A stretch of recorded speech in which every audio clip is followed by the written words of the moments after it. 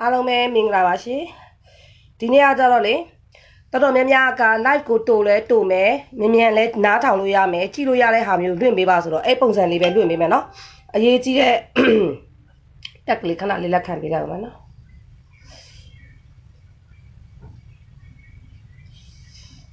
ခဏလေးပါ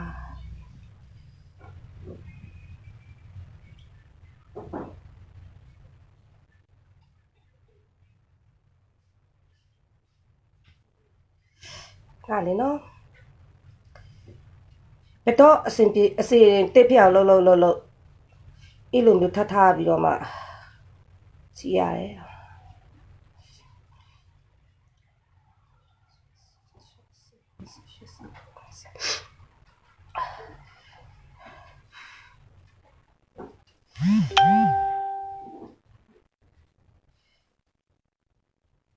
အခုလက်ရှိ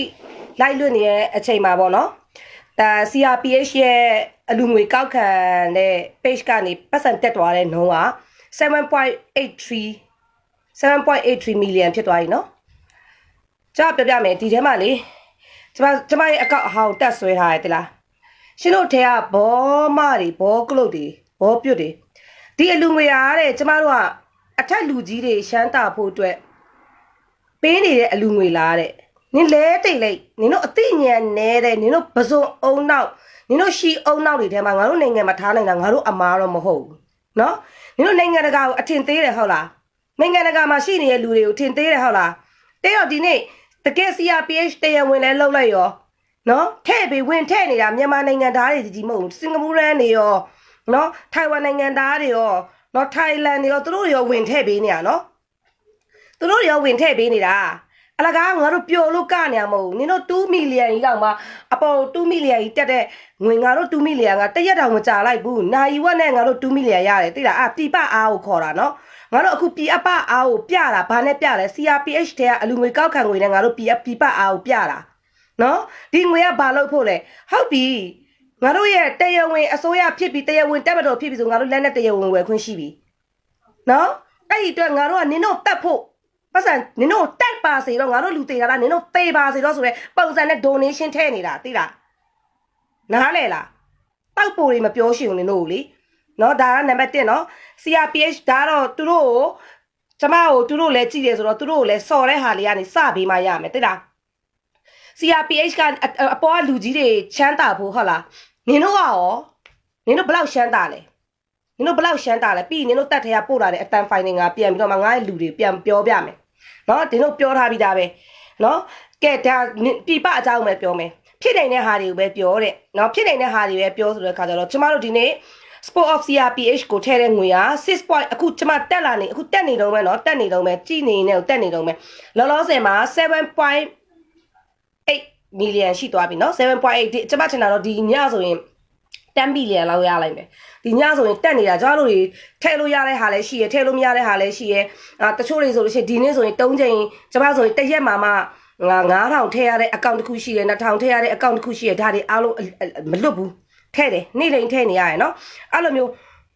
တွားဟို1000ကျော်တစ်ခါထဲလိုက်လို့နောက်ထပ်1000တစ်ခါထဲလိုက်မယ်ဆိုလို့ရှိရင်တော့နည်းနည်းလေးပပလေးဆိုလက်ခံတယ်အဲ့ဒီ2000ကျော်သွားတာတို့9000 limit ဆိုလဲ9000ကျော်သွားတာတို့လုံး9000တောင်ထဲလို့မရတော့ဘူးเนาะပိတ်တယ်เนาะဒါကတော့ donation ဆိုတဲ့တော် donate ဆိုတဲ့တဘောတဘာဝကြောင့်မို့เนาะအားကြတော့ဒီ donation ကိုကျမဖွင့်ပြချင်တယ်သူတို့လူတွေလည်းဝင်တက်ကြည့်ပြီးတော့မှလေ donation နဲ့ဝင်တက်ကြည့်ပြီးတော့ပတ်စံအဲ့လောက်အမောက်ရတာလေသူတို့တွေလည်းဖျားတာပေါ့အားကြတော့ပြောလိုက်မယ်ကဘာကြီးကိုမျက်နှာပွင့်ကြည့်အောင်ဆိုတဲ့အကြောင်းနင်တို့ကိုတစ်ခေါက်ပြောပြမယ်ဒီထဲမှာကြည့်နေတဲ့ CDM အနေနဲ့ဝင်သွားတဲ့ကျမနာမရှိနေတဲ့စစ်တပ်ဖက်ကနဲ့ရဲဖက်ကနဲ့လူတွေတော်တော်များများရှိရနော်သူတို့အစင်တစ်စတန်ပိုင်းစောင့်နေစစ်တပ်ဖက်နဲ့ရဲဖက် CPN ပါလဲ CDM လုပ်နေတဲ့ရဲတွေစစ်သားတွေကျမစီမှာရှိတယ်ဒါရှိတယ်ဆိုတဲ့အကြောင်းလေးပဲပြောလို့ရမယ်လူဘာညာပြောလို့မရဘူးဘာမှကိုပြောလို့မရဘူးဟုတ်နဲ့မထင်မှတ်ထားတဲ့ငွေအားမထင်မှတ်ထားတဲ့လူအားမထင်မှတ်ထားတဲ့ကုညီမှုအားတွေရတယ်ဒေါက်တာဆဆာကိုတိုင်ကိုကလည်းအရှိထွက်ပြီးတော့မှနင်တို့သူတို့ကအတန်းရှင်းသားအော်လို့သူကိုရရတဲ့ဟာလာပါပြီ ခင်ဗျားတို့ attention ယူဖို့အတွက်ကျွန်တော်တို့ဘယ်လိုပုံစံမျိုးထပ်ဖြစ်ပေးရမလဲဆိုတဲ့စကားကလည်းအရန်လာပါတယ်ဒါတွေမခံစားနိုင်တဲ့ဟာတွေနော်ဒါတွေကလည်းလာတဲ့စကားလုံးတွေထွက်လာပြီးကျွန်တော်တို့ဘက်ကလည်းပို့နေတဲ့စကားလုံးပို့ပြီးသွားပြီးကျွန်တော်တို့ဘက်ကပို့နေတဲ့စကားလုံးပို့ပြီးသွားပြီးဆိုတော့သူတို့ဘက်ကရောက်လာတဲ့စကားလုံးစပြောမယ်နော်အပေါ်ဆုံးကနေစပြောမယ်မင်္ဂလာပါအမကျွန်တော်နောက်ဘုသူကခေါ်ပြီးပြောမယ်လို့ကျွန်တော်ပြောခဲ့တယ်ဒါပေမဲ့ကျွန်တော်အပြင်မှာသွားရှုပ်ရှားနေတဲ့အတွက်ကျွန်တော်မခေါ်တော့ဒါ CDM ဝင်ထားပေးတဲ့နော် CDM ဝင်ထားပေးတဲ့ကျွန်တော်တောင်ကြီးရှမ်းပြည်တောင်ကြီးကနော်အခုလောလောဆယ်တော့တောင်ကြီးမှာမခေါ်ဘူးဗျဒါတောင်ကြီးမှာကြားခဲ့တာတောင်ကြီးကိုအရန်ချစ်တဲ့လူလောလောဆယ်တောင်ကြီးမှာမဟုတ်ဘူးပြမယ်အခုတက်ပြနေပြီတက်ပြနေပြီဆိုတာကကျွန်တော်ပြောချင်တာကတော့ဘောနော်အတွင်းစကားတော့ဒါအတွင်းစကားကျွန်တော်ကကျွန်တော်လော်ဘီရှင်းနေကျွန်တော်အဲ့မှာရှင်းမှာကျွန်တော်သူတို့ကနောက်ဒီထဲမှာကြည့်ရတဲ့ပုံစံဆိုရင်သူတို့ကတက်ထဲရလူတွေကကျွန်တော်ကြောက်ချက်နေကျွန်တော်တိုင်နေရဒီချိန်မှာပေါ်ပေါ်တင်တင်သူတို့တက်ထဲမှာမကျင်တဲ့ဒါတော့ဒေါက်တာဆဆာပြောခဲ့တယ်တက်ထဲမှာတက်ဒီတက်မတော်ထဲရလူတော်မှာသူ့စီမှာသူ့ဘက်ပါမဲ့လူရှိပါတယ်ဆိုသူကအရေးမုတ်ပဲပြောခဲ့တယ်နော်အရေးမုတ်ပဲပြောခဲ့တယ်ဒါပေမဲ့ဒီမှာကလေးတွေကတကယ်ခံစားရတာလက်ရှိမြို့ပေါ်တွေမှာရောက်နေတဲ့လူဒီသူတို့နပ်ပတ်တင်တန်းပေးထားပြီးတော့မှစေးကျွေးပြီးတော့မှခိန်းနေတဲ့ငပြောင်နေသူတို့တစ်ခါအဲ့ရှင်းနေမှာအင်အားပြတာပြီးနောက်ကနေတချောင်းတစ်ဖွဲ့နေပြီးဒီကောင်တွေကိုပြန်ပြီးမှတက်လက်ကျွန်တော်တို့ကနေပြန်ပြီးမှကျွန်တော်တို့ကပြန်ပြီးမှဒီကောင်တွေကိုခိုင်းရမှာအမှတကယ်အခုအေးဒါ तू ကလူထဲမှာရှိရယ်နော် तू ကဒီတက်ထဲကထွက်တဲ့လူကြတော့ပရိယေမာယာနော်ဒီတက်ထဲက CDM လောက်ထားတဲ့လူတို့ရဲတို့ကြတော့သူတို့ကပရိယေမာယာတွေပို့ကောင်းတယ်ပရိယေမာယာတွေပို့ကောင်းတဲ့ခါကျတော့သူတို့ပြောတဲ့စကားကိုကျမကဒီဘက်ကိုပြန်ပြောပေးတယ်သူတို့အနေနဲ့ဒီအချိန်ပေါ်ပေါ်တင်တင်ထွက်လာဖို့အတွက်က CRPH အလံပေးမှသူတို့ထွက်မဲ့အချိန်တွေမှာရှိတယ် CRPH အလံမပေးရင်သူတို့မထွက်နိုင်သေးတဲ့အချိန်တွေမှာရှိတယ်ဒါဆိုရင် CRPH ကအပေါ်ကလူကြီးတွေလည်းဒီအတန်ဖိုင်ကိုကျမသူတို့စီကိုလည်းပို့ပြီးသွားပြီသူတို့ဒီ stand by ရှိနေတယ်ဒါအဖွဲ့အစည်းကလူတွေကလည်းလောလောဆယ်မှာနော်အဖွဲ့အစည်းကလူတော်တော်များများဒါကြောင့်မို့ကျမပြောတာပေါ့ပိုအိုးနေတော့ပိုအိုးဖြူနေပိုအိုးနီကွဲသွားမှာဆိုလို့ကျမလက်စီပေးနေတာဘာကြောင့်လဲဆိုတော့အကောင်လုံးကပါလာနိုင်တမျှပါလာနိုင်အောင်လုပ်ရမယ့်လူမျိုးကွဲနေရပြီပိုအိုးနီပိုအိုးဖြူခွဲခြားတော့မှာမဟုတ်ဘူးကရင်ဖြူခွဲခြားတော့မှာမဟုတ်ဘူးနင်းအဖြူငါတရင်သားခွဲခြားတော့မယ့်အရှင်နေမဟုတ်တော့ဘူးဒါလောက်လူတွေပက်ဆက်တင်နေပြီးတော့မှကျမတို့တို့ဘဒူလာမလာကျမတို့ရဲ့ဒီပေါ့နော်ကျမတို့ရဲ့ဘယ်လိုပြောမလဲကျမတို့ရဲ့ဒီတရင်တာအားလုံးကညီပေးနေဖို့နော်ဒီခါကျတော့ကျမတို့အထဲထဲမှာရှိနေတဲ့လူတွေကိုလည်းပြောပြီးသွားပြီဒီထဲကဒီဖိုင်လေးတွေကတော့တို့ဒီအဓိကဘယ်လိုပြောနေလဲဆိုဟိုထဲအထဲထဲမှာရှိဒီတက်ထဲမှာရှိနေတဲ့လူတွေကလည်းလောက်ရှင်တယ်သူတို့ကဘာခံပြင်းနေလဲဆိုတဲ့ခါကျတော့ဒီသူတို့ရှိတဲ့လူတွေငြိမ်မခံတဲ့လူတွေကိုသူတို့ရှေ့တန်းပို့တယ်အခုတက်ရမယ့်ရှေ့တန်းကိုပို့ပြတယ်အမှန်တကယ်ဆိုရင်ကျွန်တော်တို့ကရှေ့မှာတစ်ဖွဲ့ပြပြီးမှနောက်ကနေတကြော့तू ကအကြံပေးတာကဘလို့အကြံပေးလဲဆိုရင်တဲ့သူတို့က CDM လောက်တယ်ဆိုတာသူတို့ကဟိုတောဒီတောပြေးလို့ရလည်းမရဘူးတောထဲပြေးမဲ့ဆိုတော့လေသူတို့ကစစ်ဖက်ကဖြစ်နေတဲ့သူတို့ထုမှာသူတို့ခင်ဗျမြို့ပြည်သူလူထုတွေကိုပေါ်ပေါ်တင်တွားပြန်တော့လေဒလန်ဆိုပြီးထုမှာဆိုတော့သူတို့ကလက်နဲ့ကိန်ပြီး stand by စောင့်နေတဲ့ပုံစံမျိုးအဲ့ဒါနဲ့သူတို့ကဘာပြန်ပြောပြလဲဆိုတဲ့အခါကျတော့တကယ်ကျွမ်းကျင်ဒီအခုလက်ရှိမြို့ပေါ်မှာရှိနေတဲ့လူတွေကမတော်မဆတက်နဲ့ဂျန်နွားရင်တော့မှပြန်ပြီးမလုတ်တတ်တဲ့လူတွေများတယ်တဲ့သူရေးထားတာနော်ပြန်ပြီးမလုတ်တတ်တဲ့လူတွေများတယ်နောက်ပြီးတော့မှမြို့ပေါ်မှာရှိနေတဲ့တက်မတော်ကြီးထဲမှာအရှိကိုသူတို့ထွက်လာခဲ့ရင်အနောက်တက်မှာစောက်ဖို့အတွက်အမျိုးသမီးစစ်တီတွေကိုတနက်ပေးကိန်ပြီးတော့မှကင်းဆောက်ခိန်ထားခဲ့တယ်တဲ့နောက်ဒါဘာလို့တဲ့မှမပြောဘူးဒီရဲ့စကားကိုပဲအမပြန်ပြီးတော့မှအများကြီးအကုန်လုံးကြားရအောင်လို့ပဲပြန်ပြောပေးခြင်းဖြစ်တယ်သူကဘာပြောလဲဆိုတော့ကျမတို့ရဲ့ဒီအရှိမမြန်မာပြည်မှာစစ်မြေပြင်လိုမျိုးတကယ်ကိုကလေးတွေတွားနေတဲ့ကလေးတွေရဲ့အမားတွေကို तू ကပြောပြပြီးတော့မှဘယ်လိုလုပ်တင်နေဆိုတာ तू ပြန်ပြောပြတယ်အရှိမတဲ့ तू ကပြောတယ်နော်အယောင်ပြဒီတဲအိတ်တွေဆိုပိတ်ပြီးခင်းထားတဲ့ခါကျတော့တဲအိတ်တွေအကုန်လုံးပိတ်ပြီးခင်းထားတဲ့ခါကျတော့တဲ့လူတွေကခေါင်းဒီလိုတဲအိတ်ပေါ်နေခေါင်းထောင်ပြီးကြည့်မယ်အဲ့ထောင်လာတဲ့အချိန်ပြစ်ဖို့သူတို့အရှင်းအလန်းပေးထားတယ်တဲ့နော်ဒါရှောင်းရန်လေးတိဖို့ပဲအမကဒါလမ်းပြောတာသူတို့ကတဲအိတ်တွေမောင်လေးတို့ကတဲအိတ်တွေအကုန်လုံးပိတ်ထားပြီးတော့မှတဲအိတ်တွေပိတ်ထားပြီးတော့ခါကျမှခေါင်းလေးတွေပြူးပြီးကြည့်တဲ့ခါကျတော့အဲ့ထွက်လာတဲ့ခေါင်းကို ပြည့်ရမယ်ဘယ်နှစ်ယောက်ပြည့်ရမယ်တို့စီမှာရှိပြီးသားတဲ့နော်အဲ့ခါကျတော့ तू အကြံပေးချင်တာကလမ်းနေမှာဘလောက်တယ်ဆိုလို့ရှိရင်အုတ်နီခဲလေးနဲ့ကိုကအတွင်းထဲကနေလောက်လေးကွာနဲ့ပြစ်လို့ရမယ်အပေါက်မျိုးလေးတွေနော်ကိုကအတွင်းထဲကနေလှုပ်လို့ရတဲ့အပေါက်မျိုးလေးတွေကိုတဲ့ तू ကထားစေရှင်ပါတယ်တဲ့လမ်းပိတ်ထားရင်နော်လမ်းထားစေရှင်ပါတယ်တဲ့နောက်အယောင်ပြအရှိမအယောင်ပြအဖွဲဝဝရှိနေလို့ရှိရင်တဲ့ဘေးတွေမှာပျောက်ကြားနဲ့အနောက်သူတို့ကအရှိကိုအရင်ကြီးမတိုးရဲဘူးအနောက်ကောအရှိရောသူတို့ဝင်းပိတ်မယ်ဆိုလို့ရှိရင်နောက်ထပ်သူတို့စစ်ကူလာဖို့လုံးဝတယောက်နဲ့တယောက်အရှိတ်ဆက်မရှိဘူးတဲ့တက်ပြက်နေတယ်ဆိုတာအဲ့ဒါကိုပြောတာနော်သူတို့ပြောတယ်သူတို့စစ်ဥမာပေါ့နော်ဒီတောင်ကလာကိုဝင်လာမဲ့ကာဥမာပေါ့နော်ဒါတောင်ကြီးကလူရောနယ်ကလူတွေရောအကုန်လုံးပြောတာနော်အရှိကိုဒီတို့ debate ဖြိုခွေးရမယ်မနေ့ဘယ်နှစ်နာရီထဘယ်လိုသွားရမယ်လို့သူတို့ပြောလိုက်လို့ရှိရင်ဘယ်မှာ debate scan ရှိရဘယ်မှာ skate debate scan ရှိရဆိုတဲ့ဟာကိုဒလန်တွေကပြထားပြီးသားညကလည်းဖုန်းပြောထားပြီးသားနော်ကဲဘယ်မှာတော့ခေါ်လာပြီးတွားလှုပ်လို့ရတယ်ဘယ်နေရာမှာတော့လှုပ်လို့ရပြီဆိုသူတို့အရှင်းရှင်းလင့်ရှိပြီးသားတဲ့နော်နားတော့နော်သူတို့ဘက်ကဟာကိုတီမှာကိုယ့်ဘက်ကပြင်ဆင်လို့ရမှာနော်ဒါတိတ်ပွဲဆိုတာအဲ့ကြတော့သူတို့ကအဲ့ဒီလင့်ရှိနေပြီးသားအားနဲ့ချက်နံပါတ်1အတိအားနဲ့အဓိကခေါင်းနဲ့ထိနေတဲ့အားနဲ့ချက်ကတဲအိတ်တွေလှုပ်တဲ့အချိန်မှာဂျားလေးတွေထဲကနေမှပြန်ပစ်လို့ရတဲ့အခြေအနေမျိုးကိုလှုပ်ပေးပါနံပါတ်1နံပါတ်2ခါကျတော့သူတို့ကဒီအရှိကိုမဲပြီးဘုံနဲ့အရှိကိုတက်ပြီးပြေးလာတဲ့အချိန်ကျရင်အနောက်နဲ့ဘေးကနေသူတို့ပြန်ဝိုင်းပြီးဥမာပေါ့နံပါတ်1ကသူပြောရှင်းတာခုနကတော့သူပြောသွားတာနော်ခဏလေးနော်ကျွန်တော်ဆရာပဲရှိကျွန်တော်အားကြရင်သူတို့ကလည်းဘလို့သူတို့ကလည်းအရှင်းရှင်းကိုဘလို့ဝင်စော်ပလိုက်ရှင်တယ်အနောက်ကလည်းဝင်လာတယ်ဆိုတော့အနောက်ကစော်တယ်လို့ရှေ့ကစော်တယ်လို့သူတို့ကလည်းလှုပ်ရှင်တယ်သဘောပေါက်တယ်နော်လည်းမရှိဘူးခေါင်းနဲ့လက်နဲ့ပေါင်းလို့နဲ့မယူဆန်ဆန်လေးအများကြီးလောက်ခိုင်းနေတဲ့သဘောပဲရှိတယ်လက်နဲ့အားကိုနဲ့မိတ်ယူဆက်ဆက်လှုပ်ခိုင်းတဲ့သဘောမျိုးမှရှိတယ်တဲ့ဒါသူပြောတဲ့အရာတွေကိုနားထောင်တင်တယ်နော်ကျွန်တော်တို့ခွန်အားအဖြစ်သူကအမားရဲ့အတိမိတ်ဆွေတကယ်တိုင်းနေတယ်လှုပ်ဆောင်နေတယ်သူပြောတာအမားတို့ရဲ့အမြသူတို့စီမှာသူတို့တက်ထဲမှာတဲ့အမကိုသူတို့ကသူတို့တက်ထဲဒါကြောင့်အမတက်ထဲကအဆက်တွေရှိရဲလို့အများတန်းပြောခဲ့ရနော်သူတို့တက်ထဲမှာတဲ့တက်ရင်မူတက်ရင်မူဒါတက်ရင်မူနော်သူတို့ထဲမှာတဲ့သူတို့တက်ထဲမှာတဲ့အဲ့ဒီမိန်းမတယောက်ကပေါ့နော်သူ့ရဲ့ယောက်ျားတေလို့စားစရာမရှိဘူးသူတို့ဝေတဲ့ဟာကကလဘဲဝေတယ်စံချမ်းဝေတယ်တဲ့နော်ကလဘဲဆိုလဲစားလို့မရတဲ့ကလဘဲဝေတယ်အထဲထဲမှာစားနာရိတ်ခါပြက်နေတယ်ဒါကြောင့်မလို့သူတို့အပြင်ထွက်ပြီးလမ်းပေါ်မှာထွက်လာတဲ့များကုံစုံဆိုင်ရအကောင်းစားတွေအညွန့်ပေတွေယူပြန်ပြီးတော့မှသူတို့မိန်းမကြီးကလေးတွေပြန်ကျွေးနေတာသူတို့တက်ထဲမှာဘာမှမရှိတော့ဘူးနော်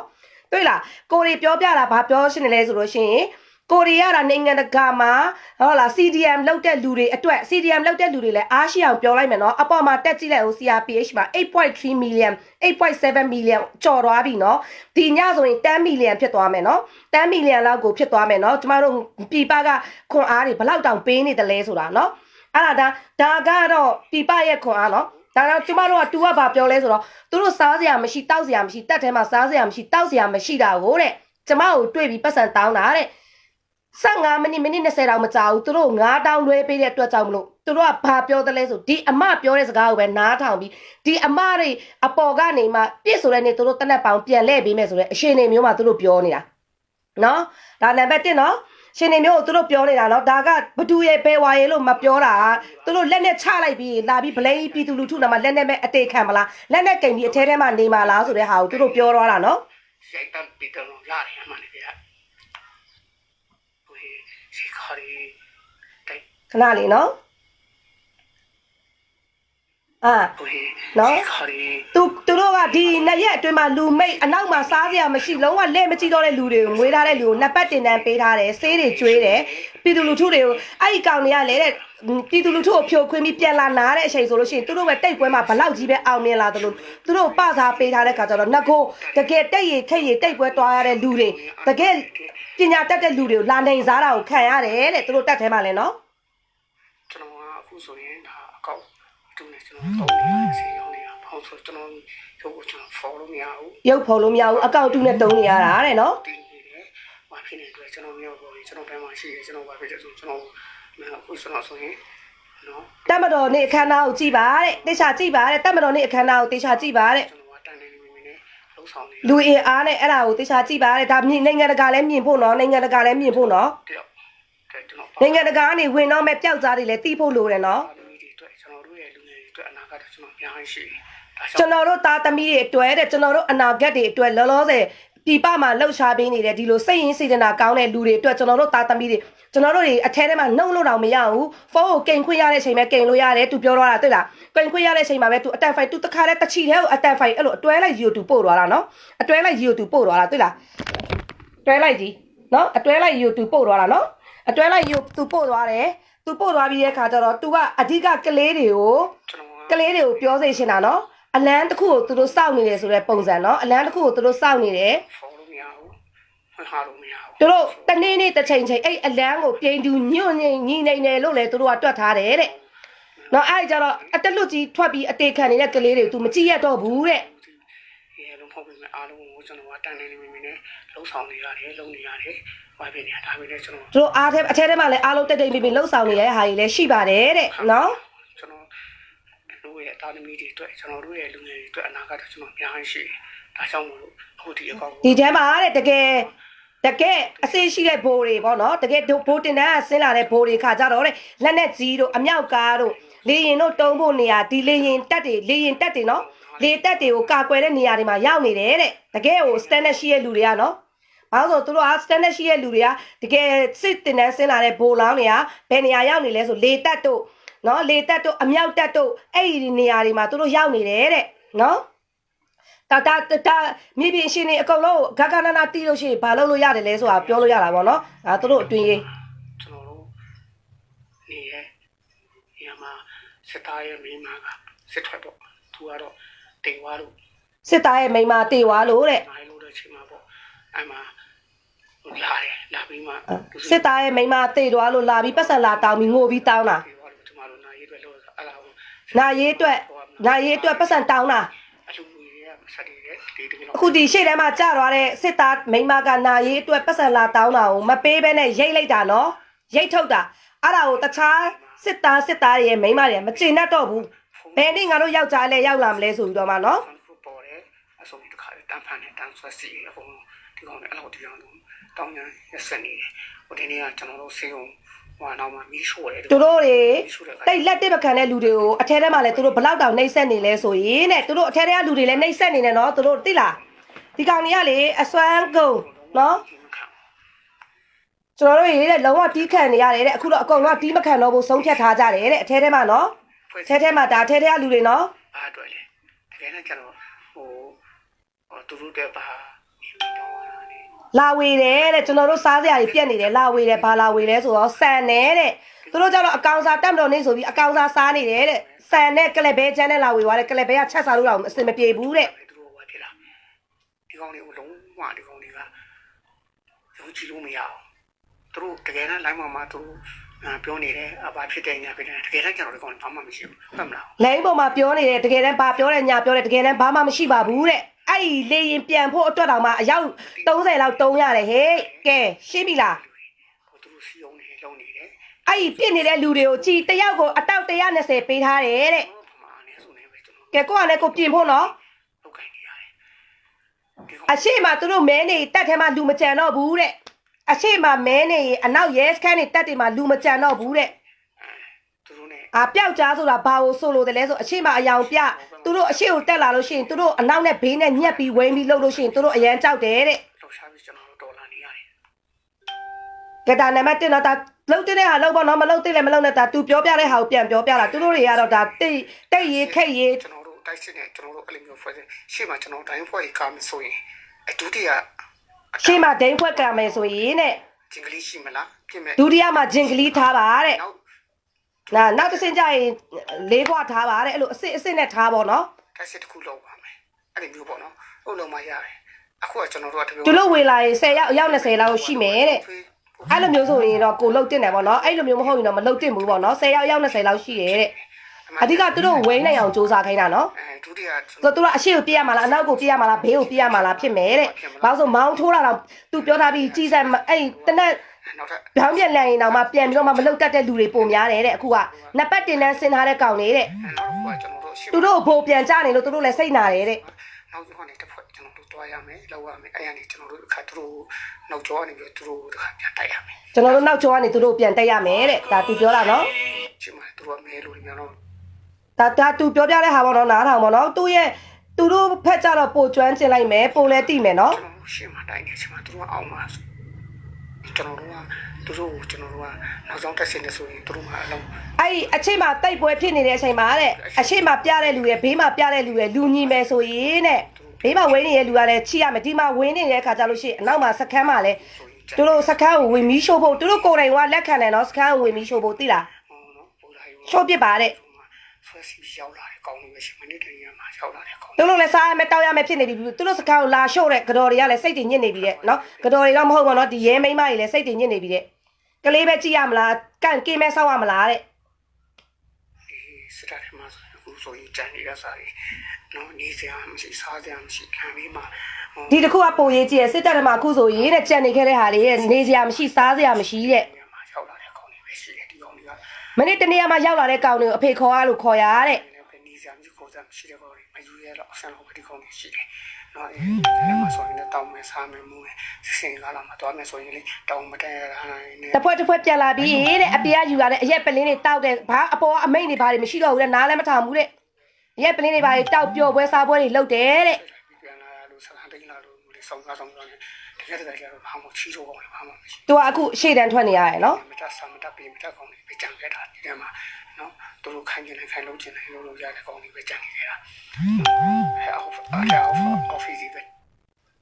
ကဲဒါ तू ကပြောတာဗောနော်တရားအပေါ်ကလူကြီးတွေလည်းကျွန်မဒါလေးပို့ပြီးသွားပြီနော်သူတို့အစင်တင်စောင့်နေတယ်နော်ဒါတက်တဲ့ကလူတွေလည်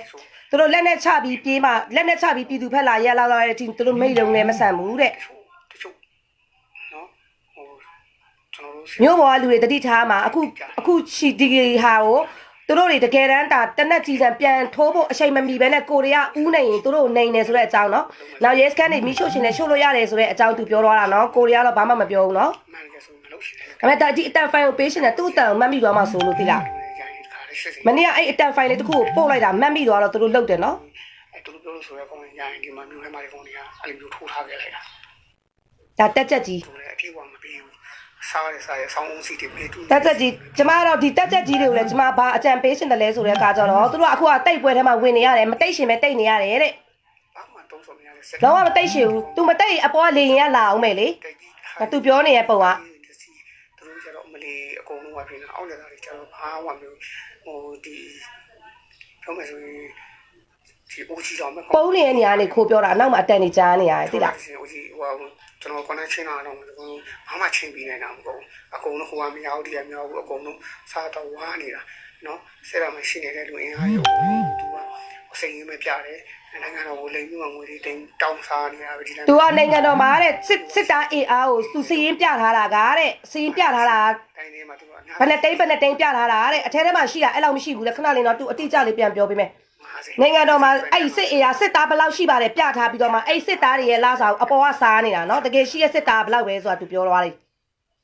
လာစားဆိုရင်လည်းဟိုရတယ်အဘာကျေးဇူးရမယ်ညာကျေးဇူးရမယ်အဘာအတွက်ဖြတ်တယ်ညာလည်းမျိုးလေနောက်ဆုံးဘာမှမကြံခဲ့ဘူး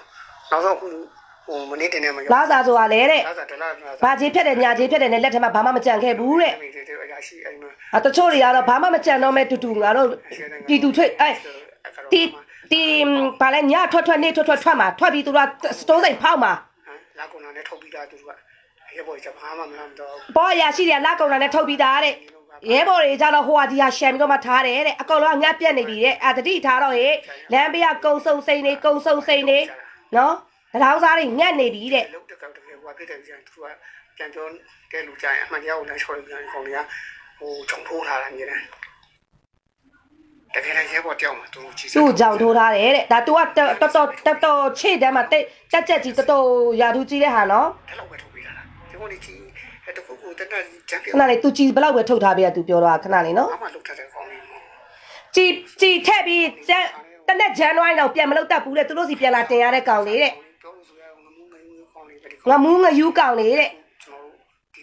ီဖြစ်နေတဲ့ကျွန်တော်တို့ပြည်သူလူထုတွေဖြစ်နေတဲ့ စိတ်ကြဆေးတွေတော့ကျွေးပြီးခိန်းနေတဲ့ကဲရှင်းပြီလားကောင်းတယ်ဒီဟာအပေါ်ပို့ပေးမယ်နော် ကောင်လေးရာမတွေတော့တွေးတဲ့စိတ်တွေတော့ရောက်ပြီ ရာမတွေတော့ကျွေးပြီးခိန်းတဲ့အဆင့်ရောက်သွားပြီတဲ့ အဲ့ဒီတွေးကြတွေးဆိုအောင်လုပ်တိုက်ခိုက်နေတယ်ကောင်လေးရတယ်အမိုင်းအဲ့ကျွန်တော်ပြောတာဟာလေးတွေကိုလာလေကျွန်တော်တို့အမှတိုင်းပေါ်မှာဒီလိုမျိုးဒီကောင်လေးတက်ပြန်နေတဲ့အကြောင်းဒီလိုပဲအင်အားရှိအောင် ကဲအဲ့ဒါတက်သေးပါတဲ့ခဏရင်နော်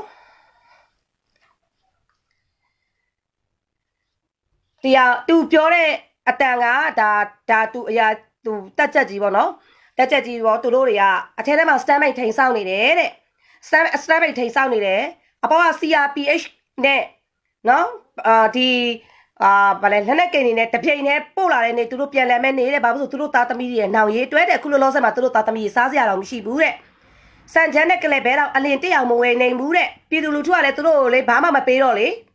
ဘာမှမပေးတော့တော်တော်တက်ပြက်နေပါတယ်ဟဲ့နေလို့အဲ့ဒါကြောင့်မလို့သူတို့တွေလေလမ်းဘေးငပြောတီးတွေဆွဲလို့ဆွဲနော်အိမ်ရဟာတွေဆွဲလို့ဆွဲနော်သူခမရတနာပါတယ်ဆိုတဲ့ခါကျတော့အမကလေဘာလဲဆိုဒီ live ကိုသူတို့လည်းပြန်ကြည့်ရင်ကြည့်ကြလိုက်မယ်ခွန်အားရှိလည်းရှိမယ်အမနာမှာ live ရှိထားတဲ့လူတွေကတော့စိတ်ချမောင်လေးတို့ stand by ထိတ်ဆောက်နေတယ်စုပ်လဲစူစားလဲယူရှင်နေမျိုးအမနားလဲတဲ့အတွက်ကြောင့်မို့စိတ်ချပါပြည်သူလူထုကလူမားပြီးနင်တို့မရိတ်စေရဘူးနော်မရိတ်စေရဘူးကလေးတွေကိုလည်းဒီလိုပြောပြပေးတဲ့အတွက်ကျေးဇူးတင်တယ်ဆိုတော့ကလေးတွေအနေနဲ့လည်းသူပြောပြသွားတယ်ခံတက်ကိုအဲ့လိုဒီလိုပြစ်လို့ရတဲ့အပေါက်ကလေးတွေဖောက်ပြီးတော့မှချောင်းကြည့်ပြီးတော့မှပြန်ပြီးပြစ်နိုင်တဲ့ပုံစံနဲ့ဘေးတွေနဲ့အနောက်တွေကိုဝိန်းလို့ရုတ်တရက်ဝိန်းလို့ရတဲ့အခြေအနေမျိုးဖန်တီးပါတဲ့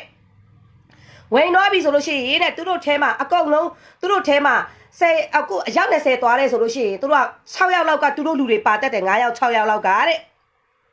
နော်9ယောက်6ယောက်လောက်ကသူတို့လူပါတတ်တယ်တဲ့တေချာကြည့်ပါတဲ့နော်9ယောက်6ယောက်ကသူတို့လူပါတတ်တယ်တဲ့တေချာကြည့်ပါတဲ့အရေးအကဲနဲ့ကြည့်သွားပါတဲ့နော်နောက်ပုံစံမျက်နှာကဲကိုကြည့်ပါတဲ့အရေးဟိုတန့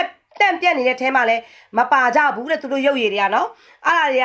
လမ်းဘေးကမိတ်တီးတွေကိုခေါ်နော်လူမိတ်ကိုဂျိုတက်ပေးထားတဲ့ဟာတွေတဲ့သူတို့တကယ်တက်ရခဲ့ရဟိုတကယ်အစ်စ်ဆင်းလာတဲ့လူတွေအောက်မှာသူတို့မရှိတော့ဘူးတဲ့နော်အပေါ်မှာကြတော့လေဒီအပေါ်မှာဒီဘိုတင်နန်းဆင်းလာတဲ့လူတွေခါကြတော့လေဘာလို့တယောက်နဲ့တယောက်အလူရဲ့ပတ်စံနေပေးပြီးယာထူးတက်ဖို့ဘိုတက်ဖို့ပဲလုပ်ပြီးတော့မှအရှိမတိတ်ရခဲ့ရမရှိတဲ့အကောင်တွေများနေတယ်တဲ့နော်အရှိမတကယ်တိတ်ရခဲ့ရရှိမဲ့အကောင်တွေများတယ်ဒါကြောင့်သူတို့ကဟိုကရင်ကိုကြောက်လို့အပေါ်လေရင်နဲ့နင်းငံပိတ်ကန်ကြီးဖင်ထောင်တာကရင်ကဒေါင်းကြပြားကြလေသိလားခင်တိုနဲ့စော်မယ်ဆိုတဲ့ကောင်တွေကြီးပဲပြတ်သားတဲ့လူတွေများတယ်လေတင်းရင်သားတွေကပြတ်သားတဲ့လူများတယ်နော်ဆိုတော့တင်းရင်သားဒီချိန်ဒီလိုပြောရဲဆိုရင်တင်းရင်သားလက်နဲ့ကိန်ဖွဲ့ရည်လဲဘာလို့တင်တယ်လဲလို့ပြန်စဉ်းစားကြပါရှမ်းပြည်တောင်ပိုင်းမှာရှိနေတဲ့မြောက်ပိုင်းမှာရှိနေတဲ့နော်မြောက်ပိုင်းရှမ်းတွေတောင်ပိုင်းရှမ်းတွေခွဲမနေပါနဲ့မြောက်ပိုင်းရှမ်းလဲရှမ်းလူမျိုးပါတောင်ပိုင်းရှမ်းလဲရှမ်းလူမျိုးပါရှမ်းစကားပဲပြောကြတာပါကဲဒီရှမ်းလူမျိုးကရှမ်းပြည်နယ်ကိုတိုးတက်စေရှင်လို့လုပ်တယ်ဆိုတဲ့လူတွေကလည်းဘာလုပ်တဲ့လဲသူများတတ်ထဲရရှိနေတဲ့လူတွေတောင်မှသူတို့ဒီလိုခံစားရလို့နော်အငယ်ကြီးနိုင်ငယ်ညင်းစံခါတွေခံစားရလို့တိုးတိတ်အတန်ဖွဲ့ပြီးသူတို့တက်ထဲရဖြစ်ပြက်နေတဲ့အကြောင်းတွေပြောပြတယ်နော်ဟိုအနေတွေမှာရိတ်ခါပြက်နေပြီဆိုတဲ့အကြောင်းလည်းဒါပြောပြတယ်ဒါကတော့သူအပေါ်မှာရိတ်ခါပြက်နေတဲ့အကြောင်းနဲ့သူတို့စားစရာတော့မရှိဘူးနောက်အရှိရေးမှာနေတွေအဆက်တွေဖက်မှာရောက်နေတဲ့လူတွေနော်အရှိရေးမှာဟန်ဆောင်ပြီးတော့မှဝ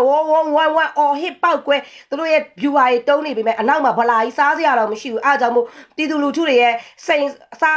စိန်ကောင်းနေဆိုလို့ရှိရင်သူတို့ဝေမွေပြီးအကလုံးတမပြီးစာလာအိတ်နဲ့တော့ထည့်ပြီးတဲပြန်နေဆိုပြီးလဲတွက်ကြည့်တော့ထဲထဲမှာသူတို့တက်ပြက်နေလားမပြက်နေလားလို့ကဲနင်တို့တက်ပြက်နေတဲ့အကြောင်းကိုပြောပြီးပြီဆိုတော့တက်ထဲကလူတွေရဲထဲကလူတွေငါဖွက်ထားပေးတယ်နော်အတန်လည်းမထုတ်ဘူးနင်တို့အတန်လည်းမထုတ်ဘူးဖွက်ထားပေးတယ်ကျေးဇူးလည်းတင်ပါတယ်ဒီလိုလေးပြောပေးတဲ့အတွက်ကြောင့်မလို့သူတို့ကလည်း stand by စောင့်နေတယ်တရက်ကြရင်တနက်ပြောင်းပြန်လဲဖို့အစဉ်သစ်စောင့်နေတယ်တဲ့ကဲအပေါ်က CRPH ကဒေါက်တာဆဆာတို့လည်းဒီ live ကိုမြင်နိုင်ကြပါစေအကုန်လုံးလည်းဒီ live ကိုကြည့်နိုင်ကြပါစေနော်အဲ့ကြတော့တင်းရင်သားလက်နဲ့ကိန်ဖွဲ့တွေလည်းအမတို့ကျမဒီဟာပြောတဲ့ဟာကိုသိနိုင်ကြပါစေနော်အဲ့ကြတော့ပြည်သူလူထုတွေအခုထိတအားယိုဟိုဗယံမနာထိနေတဲ့နေရာမှာဟုတ်ပါတယ်စနစ်မကျဘူးစနစ်မကျတဲ့နေရာမှာတယောက်လောက်ဝင်ရက်ပေးဖို့အတွက်လည်းကျမမျှော်လင့်ပါတယ်ဆိုတဲ့အခါကျတော့ဒီတောင်ကြီးမျိုးပေါ်တော့ကျမတို့တယောက်2ယောက်3ယောက်လောက်တော့ကလေးတွေကြားထဲဝင်ရက်သွားပေးမယ်လို့သူတို့ပြောပါတယ်နော်ဒါကတော့နယ်မှာရှိနေတဲ့လူပေါ့နော်ရန်ကုန်မြို့မန္တလေးမြို့မှာရှိနေတဲ့လူတွေကကြတော့ကျမတို့ပြောရှင်းတာကကြတော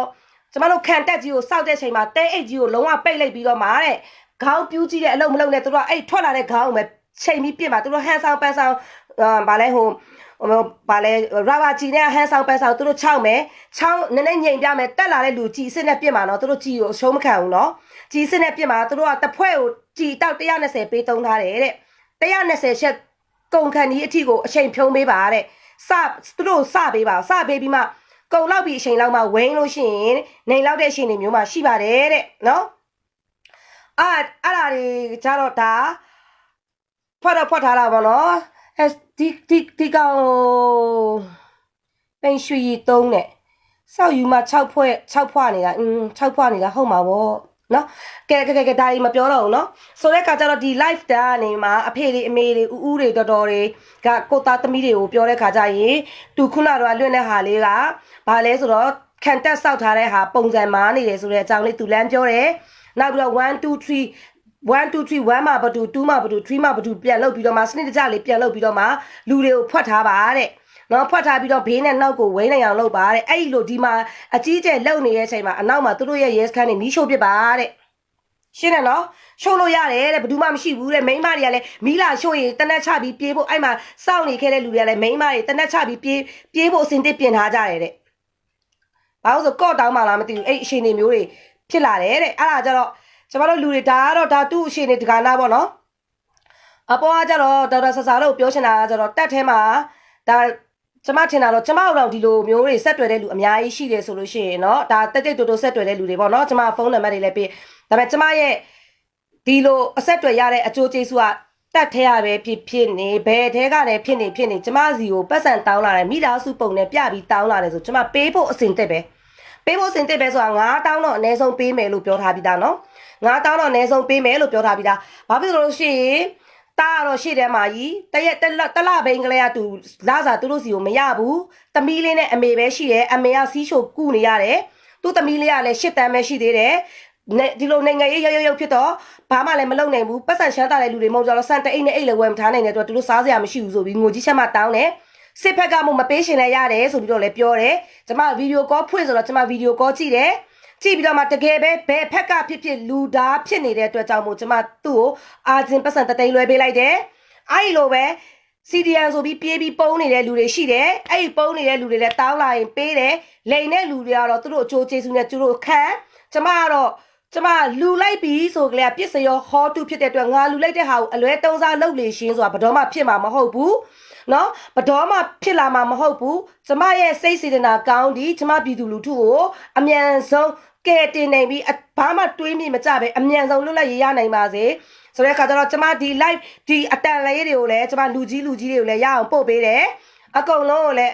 ကျမအစဉ်ပြေအောင်လုပ်ပေးရှင်တယ်နော်ဘိုင်းတဝေကတော့သူတို့တက်ထဲမှာငတ်နေပြီမဲ့ကျမတို့အပေါ်မှာဆက်ဗာလဲပတ်စံတော်ပြည့်နေပါပြီ CDN လောက်တဲ့လူတွေလည်း CDN လောက်တဲ့လူနဲ့ကျမတို့မြန်မာနိုင်ငံတကာမှာရောက်နေတဲ့မြန်မာတွေပြန်တက်ကြည့်ပါကျမတို့လင့်လေးမှာပြန်တက်ကြည့်ပါနော်အားကြတော့ကျမတို့လင့်လေးမှာပြန်တက်ကြည့်ပါခုနကကြည့်ရတော့8.3ကျော်ရှိသွားပြီဒီနေ့ဆို10 million လောက်ရတော့မယ်နော်10 million လောက်ရတော့မယ်ဆိုကျမတို့ဘက်ကနေမှအပေါ်မှာပြင်းနေတဲ့နှုံးကတော့တော်တော်ကြီးအဆင်ပြေပါတယ်အောက်မှာနာနေတဲ့ကလေးတွေကလည်းရက်မှာမဟုတ်ဘူးဒီအချိန်မှာကျမရက်လို့ပြောရင်တော့ကျမကိုဝိန်းလောက်ကြလိုက်မယ်ကျမလည်းရက်လို့မပြောနိုင်ပါဘူးမပြောနိုင်တဲ့ခါကျတော့အထဲထဲမှာတေတာသူတို့ထဲထဲမှာတော့မှတက်ထဲမှာတော့ကလေးတွေအတက်လို့ကြီးစီးစနစ်လည်းမရှိကလေးတွေတင်နေရတဲ့ဟာကိုမြင်လာတဲ့ခါကျတော့ तू မနေနိုင်တော့လို့ तू ဒီအရဲဆုံးပြီးဒီအတန်ဖိုင်ပို့တယ်ကလေးတွေကိုတေချာပထမပိန်းမှာတဲအိတ်ကိုဘလို့ခင်းပါတဲ့ဒုတိယပိန်းမှာကျတော့ तू ဒိန်းကာတဲ့လူတွေထားပါတဲ့တတိယမှာဒိန်းကာတဲ့လူတွေကဒီဂျင်ကလီဆိုရဲဂျင်ကလီကိန်တဲ့အဖွဲကိုထားအနောက်မှာလေးခွားကိန်တဲ့ဆိုလို့လေးခွားကိန်တဲ့လူတန်းစီပြီးထားတဲ့တန်းစီပြီးထားဆိုတော့ဒီလိုပျောက်ကြားထားခိုင်းတာသူကထားတဲ့အဲ့လိုပဲဒီဘက်ကနေသူတို့ပြင်းသူတို့လာပြီးကိုကစုပ်ပြီးလာပြီးဆိုတာနဲ့တဲ့ကိုကစုပ်ရအောင်ပြလို့သူတို့ကိုနေရာကိုရောက်လာကိုတက်မှတ်တဲ့နေရာရောက်လာပြီးဆိုတာနဲ့ဘေးနဲ့အနောက်နဲ့ဒီပြန်လာတဲ့လူနဲ့လေးဘက်လေးလံဝိုင်းနိုင်အောင်စူးစမ်းတဲ့သူတို့ကအဲ့ဒါလေးပဲရှိတယ်တဲ့နော်နောက်ပြီးတော့မှဒီလိုဒီရှေ့တန်းကိုလည်းတွားနေရတယ်ဒီတကယ်အကြီးတွေတကယ်ကိုအတေခံပြီးတော့မှကျမတို့ကတကယ်တမ်းပြောရလို့ရှိရင်တိုက်ပွဲတစ်ခုမှာဥမာတိုက်ပွဲတစ်ခုမှာအပေါ်မှာကျမတို့ဘောင်ဝင်အောင်ဒေါက်တာဆဆာတို့ဒီပေါ်ကလူကြီးတွေကျမတို့တွေဘာတွေဘလို့ပို့ပေးလိုက်မယ်ပတ်စံအားဆိုရင်ကျမတို့ပတ်စံအားလူမယ်အလဲကနေဘလို့အားဆိုဘလို့အားလူမယ်ဥမာဆိုရင်ကျမတို့ရှမ်းပြည်ဖက်ကဆိုရင်လက်နက်ကိန်ဖွဲ့တွေကိုကျမတို့အတနာခံမယ်ကျမတို့တောင်းရင်တောင်းမယ်ကြည့်ပေးပါကလေးတွေကိုရက်ပေးပါလို့ကျမတို့တောင်းမယ်အကူကြီးတောင်းမယ်ဘာလို့ဆိုလို့ရှိရင်ကလေးတွေမတိတ်ဖို့ပဲရေးကြီးရလေအလဲမှာကလေးတွေမတိတ်ဖို့ပဲတောင်းပေးမယ်တောင်းနေတာဒါပဲလုပ်နေတာကိုကျမတို့ပုစပတ်တေတဲ့ပုံနေမြင်ကျမတို့မျက်ရည်တွေခိုင်ထားလို့လည်းမရပဲနဲ့ငိုကြမယ်ဒါပဲရှိမယ် စားလဲဒီစိတ်အိတ်လဲဒီစိတ်ဖြစ်တဲ့ပြည်ပတွေအတွက်ကဒီချိန်မှာကျမတို့ပြည်ပအားထုတ်ပြပိန်ခွင့်ရှိလာတာပါလဲဆိုတော့ဒါတရားဝင်ပတ်စံလေးအလူငွေထက်ခံခွင့် CRPH ကိုအလူငွေထက်ခံပိန်ခွင့်ရှိတဲ့ဟာမျိုးတွေဖြစ်လာတယ်ထက်လာတဲ့ခါကျတော့ကျမတို့ရှိလာတယ်ဒလန်မဟုတ်ဘူးညီမလေးအဲ့ဒါအမရဲ့လူတွေသိလားသူအမြဲတမ်းတည်င်းပေးနေတဲ့လူတွေရှိရနော်ဒလန်မဟုတ်သူတို့ထဲမှာအမရဲ့လူတွေရှိပါတယ်သူတို့ထဲမှာအမရဲ့လူတွေရှိပါတယ်ဒါကြောင့်သူတို့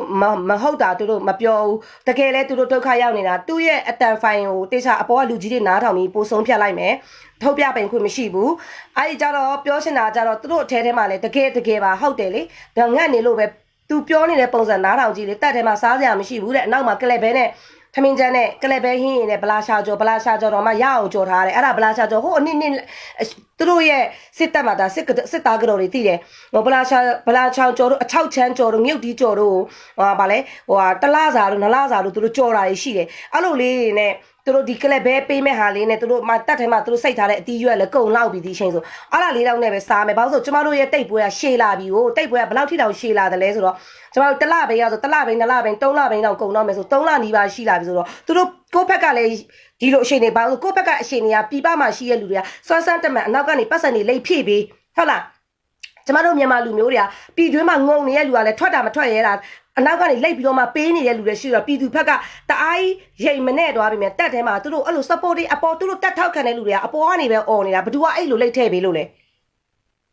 ကဲအခုသူတို့တက်ထဲမှာဒီလိုဖြစ်နေပါပြီကျဘသူကဒီကနေဒီနိုင်ငံမှာရောက်နေတဲ့တက်ထောက်ခံတဲ့လူတွေဘသူအလူငွေသွားကြလို့လဲကျမတို့အလူငွေဝက်ကွဲဟုတ်လား 8.7 million ကျော်သွားပြီ 8.8 ခဏနေညဆိုရင်10 million ကျော်သွားပြီဒီလိုမျိုးတွေဖြစ်လာတဲ့အချိန်မှာဒါကျမအားပေးတာမဟုတ်နော် CDN လောက်တဲ့လူတွေရောနော်ကျမတို့တွေအားတက်တရောပတ်စံထဲတာပတ်စံအားကိုကြည့်ပြပက stand by ကျမတို့ရှာထားတဲ့ရွှေနှဲစာတွေကိုကျမတို့ stand by ထည့်မယ်ဆိုတဲ့အားနော်အဲ့အပြင်ကိုဒေါက်တာဆဆာကိုဝိုင်းပြီး supporting လုပ်ပေးမဲ့ပညာတတ်တွေရဲ့အားနော်ပညာတတ်တွေရဲ့အားကဲအဲ့အားအပြင်ကိုကျမတို့ဒီလိုရှမ်းတရင်သားကလည်းသူတို့ရှမ်းလူမျိုးတွေကိုအကူအညီတောင်းမယ်ပအိုးတရင်သားလည်းသူတို့ပအိုးလူမျိုးကိုကြိုက်ပြီးအကူအညီတောင်းကြမယ်ကရင်ကလည်းသူတို့ကရင်လူမျိုးကိုအကူအညီတောင်းမယ်ဟုတ်လားအဲ့လိုအကုန်လုံးဝိန်းတောင်းမယ်အကုန်လုံးကလုံတပြိုင်ညီမလုံတာတဲ့ဆိုင်လုံနေတာကကျမတို့ပန်းနေနီးတာမဟုတ်ဘူးလားဆိုတော့ဘေးကလူတွေဘသူပြောဘယ်ဟာပြောကျမတို့ခြောက်နေတဲ့လမ်းဥမာကျမတို့ပြေးနေတဲ့လမ်းမှာကြောက်ခဲလိုက်ကြောက်ခဲကိုကြော်တော့ရမှာပဲအဲ့ဒါဘေးကအနောက်ရှက်ပဲဟုတ်လားလာတားနေတဲ့လူလာလဲပြနေတဲ့လူကိုကြော်တော့ရမှာပဲကြော်ပြီးကျမတို့လမ်းကျမတို့ပန်းနေကိုတူရှီတက်ရမှာပဲနော်အဲ့ဒီအတွက်ကြတော့ပြောရမယ်ဆိုလို့ရှိရင်သူတို့တက်ထဲမှာတက်ပြက်နေပါပြီနော်ဘာဖြစ်လို့အရှင်းကလည်းကွဲနေပြီဘာလို့ဆိုလို့ရှိရင်ဒီနေ့ဆိုလို့ရှိရင်သူ့ကိုရှေ့တန်းပို့လိုက်လို့ तू အဲ့လားပောက်ကွဲတာသူ့ကိုရှေ့တန်းပို့လိုက်လို့ तू ပောက်ကွဲပြီးပို့လာတဲ့စာတွေ तू သွားရတော့မယ်တဲ့ဒါပေမဲ့ तू ကတက်ချက်ကြီးဆိုတော့ तू ကဘာပြောထားတယ်လဲဆို तू ကသူ့ရဲ့အောက်ကငယ်သားအယောက်30ကို तू ပြောထားပြီးသားတဲ့အထဲရောက်ပြီးငါတို့ကြီးကျက်မီးစင်ကမယ်လို့ပြောထားပြီးသားတဲ့သူတို့ပို့ဖြစ်တယ်နော်ကဲအားကြတော့ကျမတို့တခုပဲစုတောင်းတယ်ဒီတရင်သားလက်နဲ့ကိန်နေနဲ့သွားတိမ်မဲ့စစ်သားရင်နဲ့တယောက်နဲ့တယောက် peace ပြီးတော့မှစစ်အင်အားတိုးထွားနိုင်ပါစေလို့ပဲစုတောင်းတယ်နော်မတိတ်တော့ပဲနဲ့အောက်ကမြေပြင်သူတို့ဘလောက်ပဲပေါ်ကဘုံလာကျဲအောက်ကမြေပြင်ပေါ်ကတူလူကိုလူပေါင်းနိုင်သွားရင်တော့ပိုကောင်းကြမယ်လို့လည်းမျှော်လင့်တယ်ပေါင်းနိုင်ကြပါစေလို့လည်းမျှော်လင့်တယ်ကျမတော့နှစ်ဦးနှစ်ဖက်ဘဒုံကမှအစိုးမကြည့်ဘူးအကောင်းပဲကြည့်တယ်တိုက်ပွဲတွေမရှိဘဲနဲ့ပြီးသွားတဲ့နိုင်ငံရေးတောင်ပို့လို့ရှင်ပါသေးတယ်လို့ရှင်သေးလို့ပဲမီဒီယာပေါ်ထုတ်ပေးလိုက်ဒီလိုတိတ်ပွဲတွေဖြစ်လာမှာဆိုလို့ကျမဆက်စတုံးကလေးကလူတွေကဒါမဟုတ်မဟတ်တွေပြောလာပြီးတော့မှမဟုတ်မဟတ်ပုံမှန်တွေတရားတွေစွဲနေကလေးကမီဒီယာပေါ်ထုတ်ပေးလိုက်လို့အမေစုနည်းနည်းပြောနေဒီတွေးထက်တန်ရုံမဖြစ်ဘူးဆိုတာအစောကြီးလဲကျမတို့မန်းလို့ရလို့မန်းပြီးတခါပြောပြီးသွားပြီးထွက်တော့မှာပဲတွေးထွက်တော့မှာဘာလို့ဒီကလေးတွေမှမဟုတ်ဘူးဒီအထက်တဲ့လူတွေမှမဟုတ်ပြပကလူတွေတောင်မဟုတ်နိုင်ဘူးမဖြစ်နိုင်ဘူးစိတ်တိုးတယ်ခုချက်ချင်းတော့လှုပ်ပြရှင်နေဆိုရဲစန္ဒမျိုးတွေကျမတို့အဲ့စစရှင်တိတ်နေတဲ့တရက်နေတော့ကျမတို့ဖြစ်ကြတာပဲเนาะတလပိန်တော့ကျမတို့ဖြစ်ကြတယ်ဖြစ်ကြတော့အဲ့လိုပဲကလေးတွေအကုန်လုံးကဖြစ်ကြမယ်ဖြစ်ကြပြီးဒီလိုအရှိတွေဖြစ်လာမယ်ဖြစ်လာပြီးတော့မှစုံမြတူမြဖြစ်ပဲသူတို့တွေကတော့အဆုံးကုန်မိတ်ရိမ်မှာအဆုံးကုန်အောက်တန်းကြမှာเนาะသူတို့တာရင်ပြီးတော့အောက်ကရဲဘော်တွေကတော့ဒီအရှိနေဖြစ်သွားပြီเนาะဟုတ်လားအဲ့ဒါအခုဒီ live လွှင့်တဲ့ဟာကိုအောက်ကရဲဘော်တွေလည်းတေချာတိတလောက်တိတယ်အခုမြို့ပေါ်မှာတောင်းချမ်းနေတဲ့ဟာတွေနှစ်ပတ်တင်တန်းနဲ့တစ်လတင်တန်းနဲ့သုံးလတင်တန်းနဲ့ဆင်းလာတဲ့ဟာတွေတဲ့နောက်ဆုံးအပတ်ကဆင်းလာတဲ့ဟာတွေနော်ဆေးတောင်ကျွေးပြီးတော့မှတိတ်ခိန်းနေဆိုတော့ဒါဘလောက်အောက်တန်းကြနေပြီလဲကြည်ပေါ့နော်အဲ့ဒါကျတော့မြေပြေကအရှင်နေဓမားတွေကဘလို့စီစဉ်မယ်လို့စီစဉ်မှာ အမကိုဆက်တွယ်လာတဲ့လူဘယ်သူမဆိုရင်တော့ဒါဆက်တွယ်ခဲ့တဲ့လူတွေလည်းအကုန်လုံးသိတယ်အမတော့ပေးနိုင်တဲ့လောက်ကိုပေးမှာပဲဘာဖြစ်လို့ဆိုလို့ရှိရင်စောစောစီစီကလေးကပြောထားပြီးပြီဒါကြောင့်ပတ်စံကိုလည်းစူးစမ်းရှာတယ်ဘလောက်ဝမ်းနေဘလောက်ကြေကွဲကွဲအလုတ်ကိုရအောင်လုပ်တယ်အပေါ်ကိုလည်းတည်င်းကိုလည်းရအောင်ပို့တယ် CRPH ဆိုလည်းပတ်စံတွေကိုရအောင်စုတယ်နော်ရအောင်စုပြီးတော့မှရအောင်လုပ်မှာပဲဘာပဲဖြစ်ဖြစ်ကျမကတော့အတ္တချောင်းလေးပဲဖြစ်ရအဲ့နှစ်ချောင်းလေးပဲဖြစ်ရလိပ်ပါမှာပဲဆိုတဲ့ဟာပြောရင်းနဲ့အရေးတော့ဘုံအောင်ရမယ်နော်အကုန်လုံးဒီ live လေးကတော့နှစ်ခုသုံးခုတေချာချထားပြီးဖြစ်တဲ့အတွက်ကြောင့်မလို့ကြည့်တဲ့ဟာလည်းကြည့်လိုက်ပယ်တဲ့ဟာလည်းပယ်လိုက်ယူတဲ့ဟာယူလိုက်မယူတဲ့ဟာမယူလိုက်နဲ့ဒီထဲမှာရှိကြည့်နေတဲ့တက်တရားလူတွေလည်းကိုကြီးနိုင်ငယ်ညင်းရဲ့ဝါဒကိုတက်လုံးယူသွားမှာလားလို့ပြန်တွေးကြည့်ကြပါဦးနော်ကြီးနိုင်ငယ်ညင်းဝါဒကိုတက်လုံးမယူသွားရှင်လို့ရှိရင်နော်